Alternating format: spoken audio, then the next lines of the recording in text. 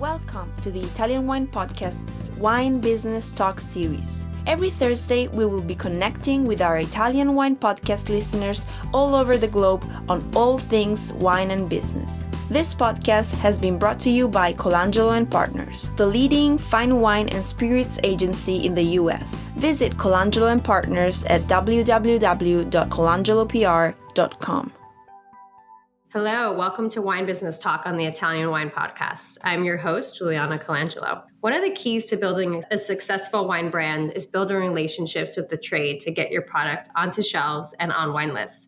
Today, we'll speak with Aaron Sherman, CEO and co-founder of SevenFifty, the largest online marketplace for wholesale wine and spirits in the U.S., where wineries and importers connect with distributors and retailers, manage product content, and share up-to-date brand profiles with the trade. Welcome to the show, Aaron. Thanks for joining us. Hey, Juliana. Thanks for having me. Absolutely. So before we get into today's conversation on technology and wine and SevenFifty, Italy originally inspired you to get involved in the wine industry from what I read and what I hear. So can you tell us a little bit more about that? Yes, that is true. I studied abroad in Italy during my second year of college, which is actually where my co-founder and I didn't meet, but where we kind of formed a bond and actually both formed a bond around Italian wine and food and the role it plays in the culture out there. And we luckily befriended a group of Italians out there that were huge foodies and wine people. And I remember they introduced us to a bottle of Poggio di Sotto Brunello di Montalcino. And that was the aha moment for me, I think for Gianfranco as well. And we were determined after that experience to come back to the States and work in the industry. What a great story. That's incredible. So here we are today on the Italian Wine Podcast. So very fitting. So we're super excited to have you here. So throughout this whole series, we're talking about how wineries can better use technology to reach their audiences, both trade and consumers. So today we're going to be focusing on the trade. So to start off, tell us a little bit more about SevenFifty. How does it work? So SevenFifty's mission is to power a connected supply chain in beverage alcohol. And the way that has manifested is across a few different products that are all kind of interconnected inside of a single technology ecosystem. So the core of it is a marketplace online between alcohol distributors and the buyers in wine shops, restaurants, liquor stores, bars. And it gives the buyers the first really comprehensive view of everything that's available to them to buy from distributors in the market. And it lets them order efficiently across all of those distributors.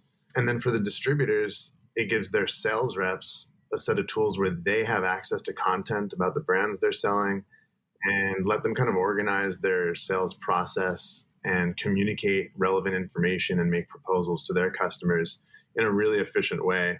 And these things all operate on the same technology. So it really streamlines the communication process.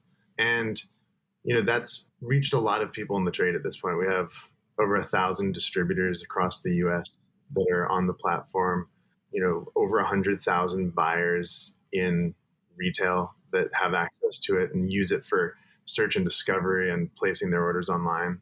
And more recently, we've built an access point for importers and wineries, to around 5,000 of them that are using it at this point.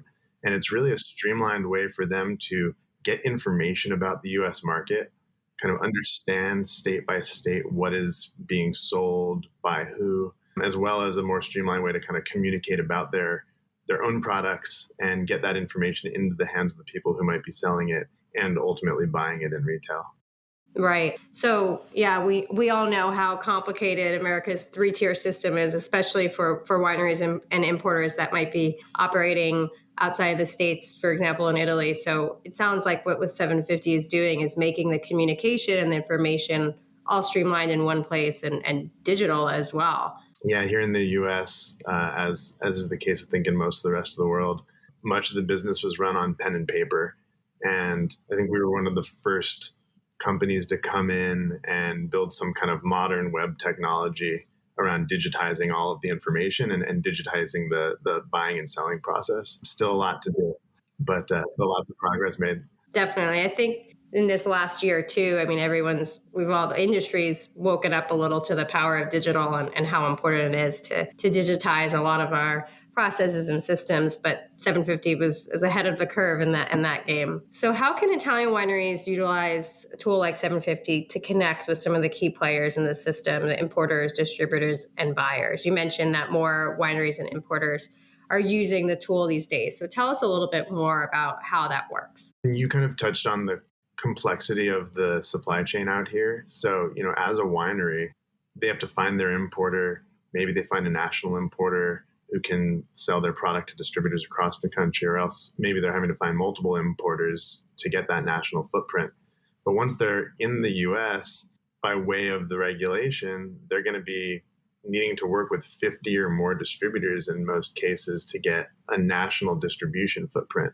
And then it's really the role of those distributors to go out in the market and sell their product and represent their products to the retail buyers. And so we think about how to increase the efficiency of the process for wineries to get that information and get visibility in front of distributors and buyers. And that's kind of the unique value proposition that we can offer on 750, is that we have this large audience of kind of the key players that they need to reach in order to sell their products in the US. And so there are tools that let the wineries go in, view each state, see exactly who the distributors are that are selling there, what is the makeup of their portfolio. It's a way for them to identify markets where maybe there's an opportunity for the types of products that they're selling, or perhaps distributor portfolios that would be the best fit for what they're selling, as well as just understand competitively what's happening. And then once they're in the marketplace, they have tools to be able to kind of own their marketing message to the retail buyers and make sure that the information that's getting consumed by those buyers when they're in 750, but also the content that's being used by the sales reps at distributors, is all kind of managed by the wineries themselves. So that they have all the right vintages and pricing and technical information about the wine is all updated in one place. Yeah, and it even goes further. They can, if they have an informational one sheet that's brand new that they want to make sure everybody has the consistent information about, they can put that onto 750 once, and it's automatically disseminated out into the market across all distributors who might be selling their products, any retailers who might be viewing it in the marketplace.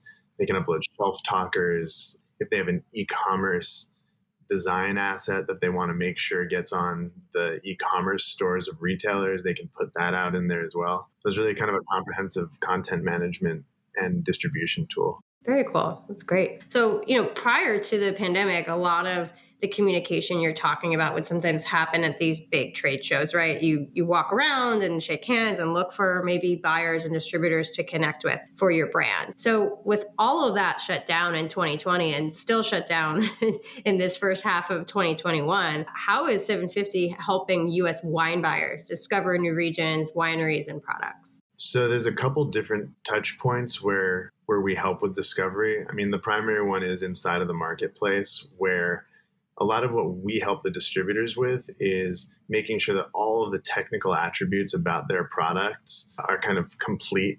And so it allows a buyer then to go in and say, I'm searching for Montepulciano, but I want a 375 milliliter bottle and I want it to be biodynamically farmed grapes. Show me everything that's out there in the market that kind of fits the criteria of what I'm searching for. And then there's all the content that I mentioned on top of that, so they can really educate themselves about the producer's stories, the specifics of a vintage. And then they have the ability, of course, to connect directly with the distributor who's selling that, set up an appointment for tasting or place that order online. So none of it has to happen in person. And also, we have a publication, 750 Daily, and also the beverage media, where we do a lot to try and tell the stories of the people and places and trends happening within the industry. And so that's become a really strong channel for wineries and importers, really anybody across the trade, to be able to, engage with us and get their story out into the market. Yeah, absolutely. Did you see an increase in usage or people just spending more time in the marketplace on 750 during COVID and over the last year? Absolutely. We saw a major growth in the amount of online ordering that was happening through the platform. We reached nearly $1 billion of order volume that passed through the marketplace over the course of 2020. But we also saw deeper engagement from distributors and importers and wineries, because this became kind of a central selling tool to make sure that they could stay connected to their customers, continue making proposals, pushing information out that was relevant to those customers, and then of course having that kind of streamlined way for the buyers to place their orders or get more information themselves. You obviously saw a decline in the first months of the pandemic from the on-premise, and much heavier engagement from the off-premise, as they were, their sales were soaring as everyone was indulging in more at-home drinking. But we've begun to see that rebound from the on-premise, which is so exciting and promising. Yeah, that was going to be my next question, was about the on-premise. Obviously, we saw the massive closures, and now we're seeing the reopening, now in March, which is really exciting. So what kind of conversations are you having with the on-premise buyers and the distributors and brands that are more focused on that side of the market? Is there anything more specific within the marketplace at 750 that they're using to place orders and to get access to brands? The on-premise, interestingly, even through the pandemic, there were some that were much less engaged, but we actually saw a decent amount of engagement from the on-premise around just kind of broad search. So they might not have been ordering as much. They were still active, trying to figure out, whenever they were able to reopen and kind of get back into the normal swing of things. They wanted to be able to kind of have a competitive beverage program, understand all the options that were out there. It gave them a lot more time for planning. So we actually saw that play out in the data. And now that things are starting to come back online, you see those orders starting to pick back up as the excitement around, a hopeful potential full reopening is right on the horizon. Exciting. So, 750's technology overall, it's made selling wine more efficient, in a nutshell, to sum it up. But what's next for the platform? Where obviously they've expanded into the media space with 750 Daily and now Beverage Media and that partnership, which has been super exciting to see evolve. But what's next? Where do you see 750 moving towards in the future? We're really, really focused on e-commerce and making that online ordering process more efficient, more valuable in terms of how you can tailor the kind of information that the buyers are able to view around the distributors they purchase from. Also, we're looking at e-commerce on the B2C side, so helping wine shops and liquor stores build e-commerce storefronts. This is actually a new product line for us called 750 Storefronts that gives the wine shops all the tools and infrastructure they need to get their inventories online, fully merchandised with content and all of the information, all the rich information that powers our B2B marketplace, and have them be able to use that to have a online presence for their consumers. And then all of the billing and shipping and details that go around being able to operate e-commerce, we help them facilitate. So we see that trend only increasing really at all tiers, the need for e-commerce and a more streamlined online buying and selling process. So there's obviously a lot to benefit from for a winery or importer distributor using the platform. But let's say I'm a winery in Italy and I'm new to the platform. Give me a few tips. How do I get started? What are some of the do's and don'ts when using the platform that I should be aware of? The first thing that any winery who's looking to enter the U.S. market should be thinking about is just how can they educate themselves most broadly about their options. And so that's really the primary thing that we can help them with. They can, like I was kind of saying before, they can really understand which states might be the best target for them based on who the competitors are, where the opportunities are because of holes, in distribution as it stands today. And from there, once they have distribution, it's really about engaging with the tools and making sure, they're connecting with all of their distributors, that they're putting their information out and keeping it maintained so that the buyers engaging have kind of new content and information available to them. Right. Good to know. Helpful advice. And I think what you're saying, understanding the market, where the opportunities are and doing the homework and research is really important. So, we talked about e-commerce, and that's come up quite a few times throughout this series about that massive growth and also the lasting impact. But what other changes do you see coming for the beverage alcohol industry, in the next 5 to 10 years, maybe specifically in terms of e-commerce or elsewhere? I think that given the just massive amount of new products and kind of SKU proliferation that's happened over the last decade, you have so many unique products that need help finding their home in retail or with the consumer.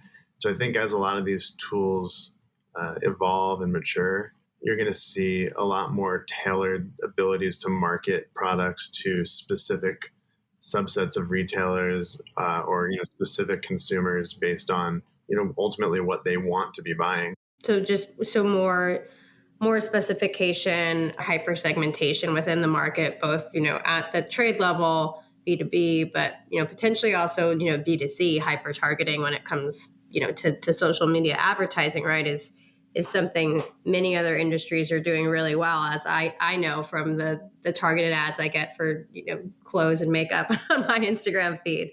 So it'll be interesting to see. Our industry has been a little slower to adopt there, but with the renewed and kind of increased interest in e-commerce and building the capabilities really at every tier, you're going to start to see those same trends and capabilities in terms of targeting emerge for our industry too. Yeah, absolutely. It's an exciting time. I think it'll be a lot changing in the coming years, but definitely important to have those building blocks in place. And like you said, kind of do the research up front and make sure you know where the market opportunities are for your brand. It's great to learn more about how 750 can help wineries and importers do that. So thanks for being with us today to tell us more. Thank you so much. It was nice talking to you. So thanks again, Aaron, for joining us. To our listeners, thanks for tuning in. Please be sure to check out 750 at 750.com and join us next week with Mike Province from 3x3 Insights. Thank you. See you again next week on the Italian Wine Podcast for another episode of Wine Business Talk brought to you by Colangelo Partners. For more information on this series, you can visit Colangelo Partners at www.colangelopr.com. And remember to rate our show wherever you listen to our podcast.